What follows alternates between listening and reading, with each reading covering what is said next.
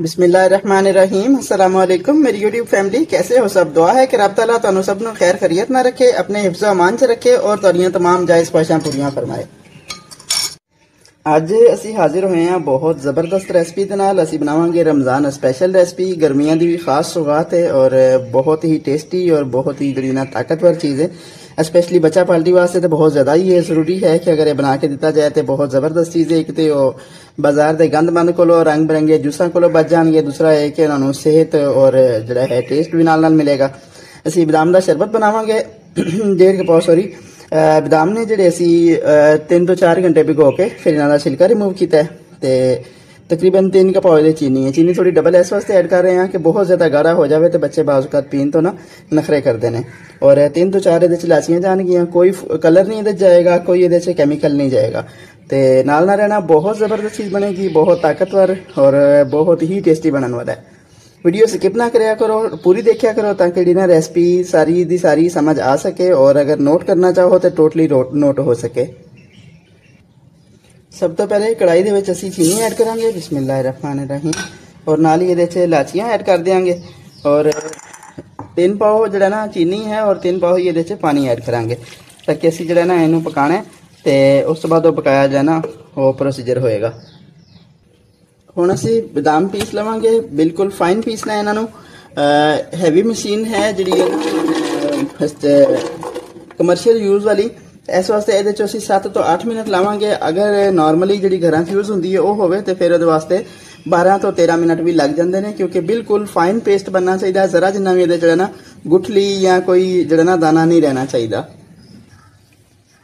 हम चीनी जी ना असी चूल्हे पर चढ़ाई है तो फ्लेम बिल्कुल लो रखनी है, तेज़ करने नाल ना सड़ जाती है, सड़नी नहीं चाहिए। और चम्मच बराबर चलावांगे ताकि अच्छे तरीके से मेल्ट हो। असी इन्हें मेल्ट करके ना पानी का कच्चापन दूर करना है, पकाना है, जलन नहीं देना बिल्कुल।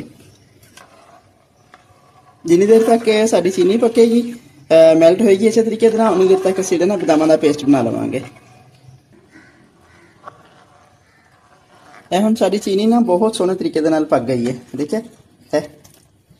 ਹੁਣ ਅਸੀਂ ਇਹਦੇ ਵਿੱਚ ਬਦਾਮਾਂ ਦਾ ਪੇਸਟ ਐਡ ਕਰਾਂਗੇ और पेस्ट ऐड करने तो बाद चमचा बिल्कुल नहीं रोकना, ना ही सज्जे खब्बे ध्यान लगना है, क्योंकि यह दुध नालों ज्यादा स्पीड नाल उबलता है। एक स्पीड फिर कम होती है, बादामां के शरबत की स्पीड उस तो भी डबल ट्रिपल हो जाती है। इस वास्ते इन्हों बिल्कुल कोल खड़े होकर पकाना है तो जरा ना चमचा मसलसल चलाने रहना है, वरना जरा ना ये उबल के फौरन जरा ना वेस्ट हो जाएगा।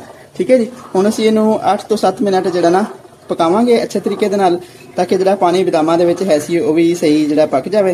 तो फिर असी जो ना इनू डिश आउट करके तुहानूं इहदी फाइनल लुक दिखावांगे। हले इस टाइम लग रहा है कि जिस तरह ना इसका कलर चेंज है। जैसे ही ये पक के रेडी हो जाएगा असी गिलास से ऐड करांगे तो सेम टू सेम बाजार वाले शक्ल जी ना बन जाएगी इसदी। और जो है ना बादामां नूं पीसन च जरा जिन्नी भी गफलत कंजूसी नहीं करनी बिल्कुल। देखिए हुण चमचे दे उत्ते फील नहीं हो रहा। कमर्शियल लैवल पर चलन वाली मशीन जी है वो मैंने तकरीबन 10 मिनट जोड़े ना लगा दिते हैं। अगर जी घरेलू सतह पर चलती है वो वास्ते जो ना मजीद टाइम ज़्यादा चाहिए, वरना जरा जिन्ना भी कोई दाना रह जाए ना तो वो बच्चे फिर तुहानूं पता है कि नखरे करते। और बाजार वाले की यही तो खूबी होंगी है कि पीसिया या बारीक होंगे, लेकिन बादामां के दाने मेरे ख्याल है कुछ चांदी होंगे, बाकी वो सेंट इस्तेमाल करते हैं, लेकिन असी सेंट नहीं इस्तेमाल कर रहे। अगर करना चाहो डबल दी खुशबू बढ़ाने वास्ते तो ऐड कर लवो, लेकिन साडा ओरिजिनल है, सेंट में इस्तेमाल ही नहीं कर रही है। इलाचियाँ भी साबत पाइयां ने, वो भी सेंट नहीं है, और बादामां का भी सेंट ऐड नहीं करना, लेकिन अगर करना चाहो तो कोई मसला नहीं है, किया जा सकता है। हुण साडे शरबत नूं पकदे होए तकरीबन 8 तो 10 मिनट हो गए हैं। ये उबाल चेक करो किन्ने जबरदस्त आ रहे हैं। जिस टाइम ऊपर रखे इसे बिल्कुल इस स्पीड के उबल रहा है। हुण असीं फ्लेम बंद कर देंगे और थोड़ा जिन्ना हल्का जा ठंडा हो जाता है फिर इन्हूं जिहड़ा ना एक दफा गिलास विच ऐड करके तुहानूं बना के दिखाते हैं। बकाया कंप्लीट ठंडा हो जाएगा तो फिर असीं इन बोतलों च पा के जो ना फ्रिज च रख देंगे। बाहर नहीं रखना क्योंकि असली ये है, इनू बाहर ओपन नहीं रखना क्योंकि असली है। जो होंगे ना खाली खुशबू वाला वो टेंशन नहीं होंगी। ये जरा ना इनू बाहर रखिया थोड़ा जिन्ना एहतियात करनी चाहिए। रखिए तो खराब नहीं होएगा, 1 महीना फिर भी कट जाएगा, लेकिन उसके बावजूद भी फ्रिज च रखना ज़्यादा बेस्ट है। तो हुण असीं 2 चमचियां अंदाजे दे नाल ऐड करांगे दोवां गिलासां दे विच, बिस्मिल्लाहिर्रहमानिर्रहीम, और नाल ही इहदे च पानी ऐड कर देंगे। देखना कितना ज़बरदस्त कलर आंदा है इहदा, बिस्मिल्लाहिर्रहमानिर्रहीम। देखिए लग रहा है ना बिल्कुल बाजार वाला। और यकीन करो कि खर्चा भी उस तो काफ़ी कम आया, मतलब ये हाफ ऑफ द फर्क है। ਇਹ ਸਾਡੇ शरबत की फाइनल लुक है। अगर मेरी रेसिपी ਤੁਹਾਨੂੰ अच्छी लगे तो कमेंट और शेयर लाजमी करना। बाकी मेरी तरफों ਤੁਹਾਡੇ सब वास्ते दुआवां। हंसते बसते रहो, हमेशा आबाद रहो। अस्सलाम वालेकुम।